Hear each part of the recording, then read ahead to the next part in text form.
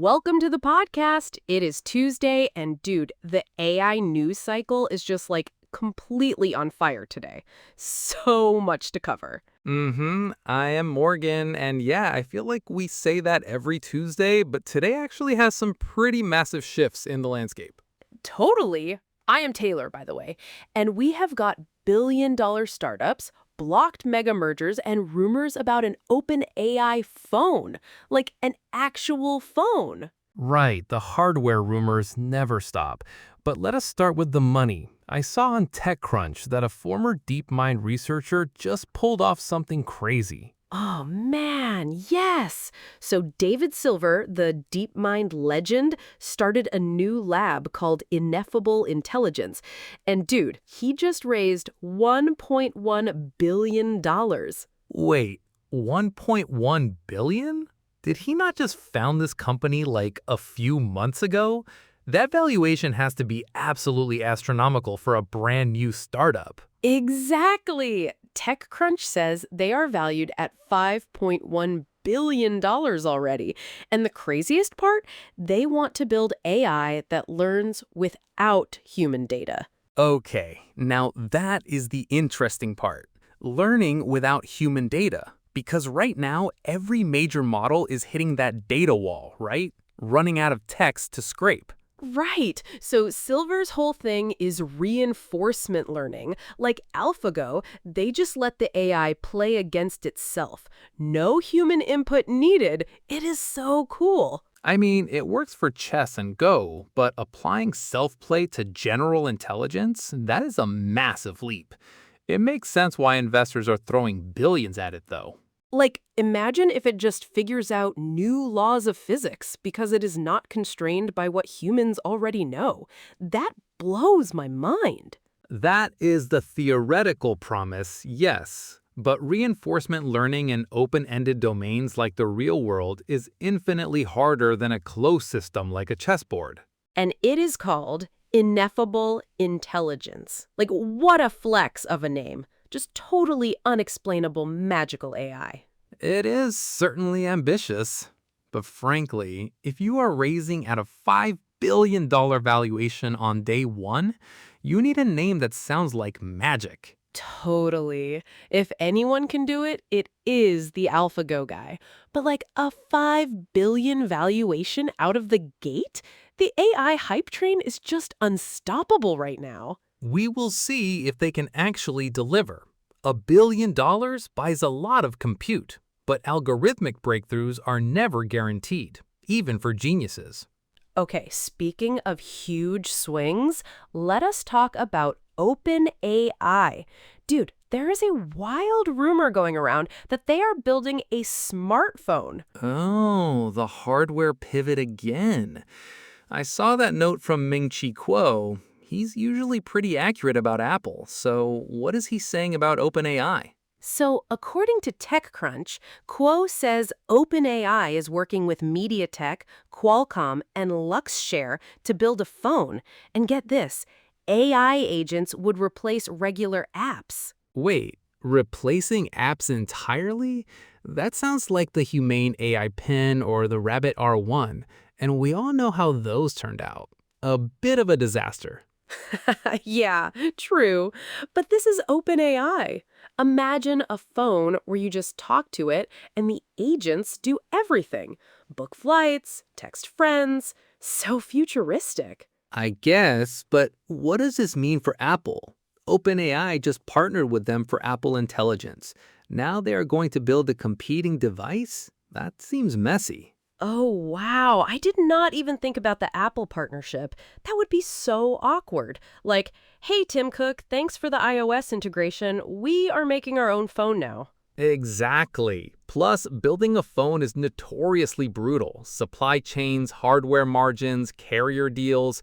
It is a completely different beast than training software models in a data center. And they are working with Luxshare, too. Are they not the ones who build stuff for Apple? The plot thickens, dude. They are a major Apple supplier, yes. It shows OpenAI is serious about manufacturing scale.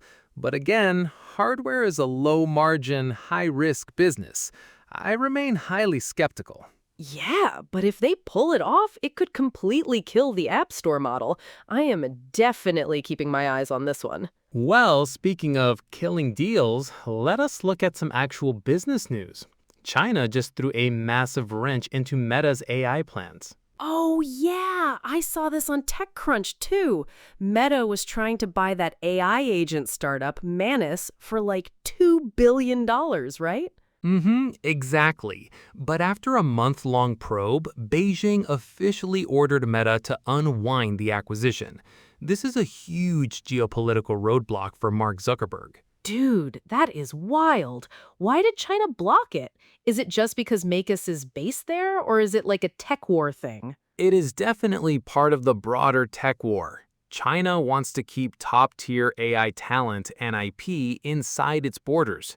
They're not letting an American giant buy it up. That makes sense, but it totally sucks for Meta. Zuckerberg has been pushing so hard into AI agents lately. Losing Manus has to sting. It does, and it sets a terrifying precedent for any cross-border AI M&A.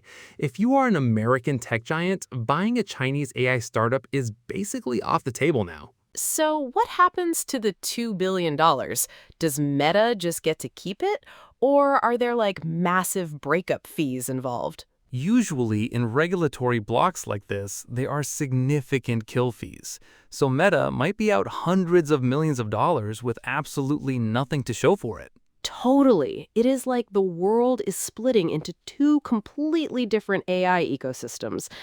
I wonder what Meta's backup plan is for their agent strategy now. They will probably have to build it in-house or acquire an American or European startup, but it will definitely delay the roadmap by at least a few quarters. Right. Okay, let us pivot to something a little more fun. ZDNet just did a hilarious shootout between ChatGPT Images 2.0 and Gemini Nano Banana. Gemini Banana?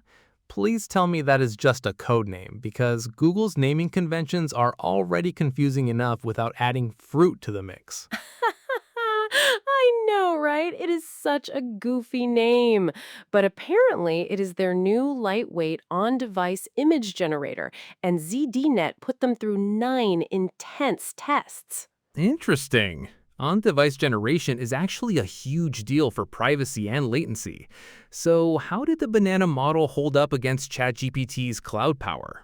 Dude, ChatGPT completely crushed it. The winner was super clear. ChatGPT Images 2.0 was way better at following complex prompts and getting text right inside the images. I am not surprised, honestly. A massive cloud-based diffusion model is always going to be a compressed, on-device nano model. It is just basic physics and compute limits. Yeah, totally. But the ZDNet reviewer did say Gemini Nano Banana was insanely fast since it runs locally, like almost instant generation. That is pretty cool, right? Fast is good, but if the image looks like a blurry mess with garbled text, does speed really matter? I think on-device AI still has a long way to go. But think about the battery life. If you are generating memes on the bus, you do not want to drain your phone pinging a server. Sure, for basic social media reactions, a local model is fine. But for professional workflows, ChatGPT Images 2.0 is clearly the only viable option right now. Fair point. I guess for now, if you want that crispy, perfect AI art, you still gotta use the cloud. Sorry, Gemini Banana. Maybe next time. Indeed. From billion-dollar zero-data models to blocked mega deals, the AI space is moving faster than ever. We will keep tracking all of it. All right, guys, that is it for today. We will be back tomorrow with more AI news.